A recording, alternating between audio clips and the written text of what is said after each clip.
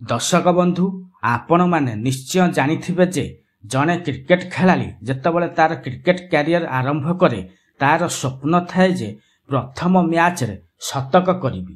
किछि खेलाली शतक करिबारे सफल मध्य होइथांती। आज आमे आपण मानकु 5 जन भारतीय खेलाली विषय रे कहिबु जिए कि तांकर प्रथम मैच रे शतक करिथिले किंतु तांकु सुजोग मिली नथला। दर्शक बंधु आपण माने यही भिडियोटी को संपूर्ण देखिबा सहित आम चैनल को सब्सक्राइब करदेबे।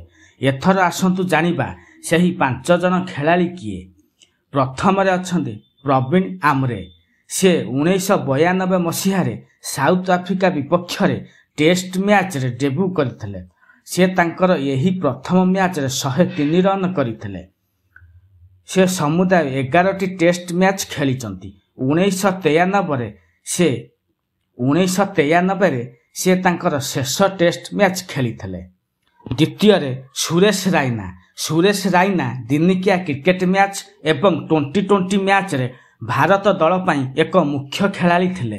से तांकर प्रथम टेस्ट मैच रे श्रीलंका विपक्ष रे शतक करथिले मध्य मात्र 18टी टेस्ट मैच खेलिथिले। तृतीय रे दीपक शोधन।